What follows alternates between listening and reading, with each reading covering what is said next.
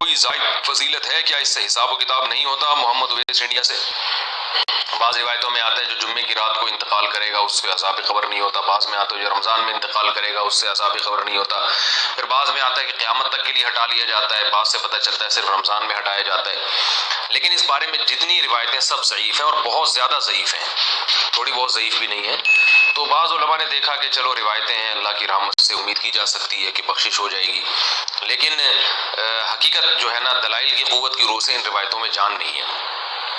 تو اس لیے جو ہے وہ اللہ تو کی رحمت سے تو دیکھیں کچھ بھی امید لگائی جا سکتی ہے، لیکن اگر ہم اللہ کی طرف یقینی طور پر تو اسی بات کی نسبت کی جائے گی جو اللہ کے رسول نے کہی ہے، اور جو اللہ کے رسول سے ہم تک صحیح سند کے ساتھ پہنچی ہے اس بات کی نسبت تو کی جائے گی۔ اس کے علاوہ نسبت کرنے میں جو ہے نا میری رائے تو یہ کہ احتیاط سے کام لینا چاہیے۔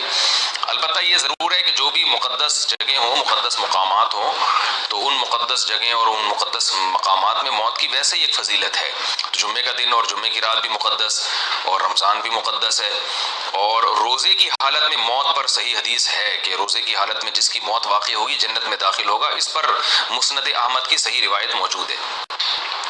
تو اور رمضان میں اگر کوئی کسی کی موت واقع ہوتی ہے تو ہم اللہ کی رحمت سے امید کر سکیں، جیسے مدینہ میں موت ہے، مکہ میں موت ہے، یا جنت البقیع میں دفن ہونا، یہ سب فضیلت والی چیزیں ہیں، تو اللہ کی رحمت سے امید کی جا سکتی ہے۔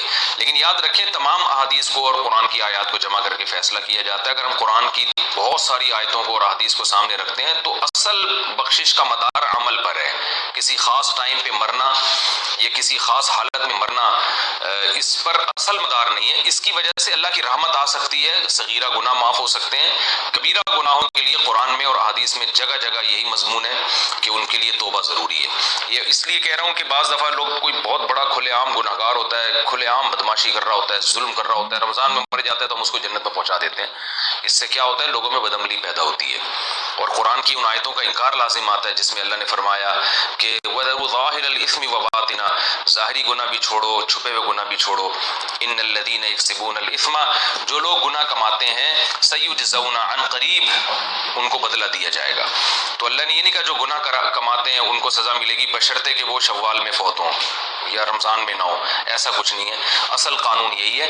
باقی جو روایات میں آتا ہے کہ روزے کی حالت میں موت واقع ہوئی تو مبارک موت ہے، عبادت کرتے ہوئے دنیا سے جا رہا ہے، تو اللہ سے امید کی جا سکتی ہے۔ لیکن اصول اور ضابطہ بہرحال یہی ہے کہ جب تک گناہوں سے توبہ نہیں کرے گا بخشش نہیں ہوگی۔ تو اس میں صغیرہ گناہ مراد ہوتے ہیں۔ دخل الجنہ کا مطلب یہ کہ اس کے اگر صغیرہ گناہ جو بہت کثرت سے تھے، رکاوٹ بن رہے تھے، تو اللہ اس کو صغیرہ گناہوں کو معاف کر کے جنت میں داخل کر دے گا۔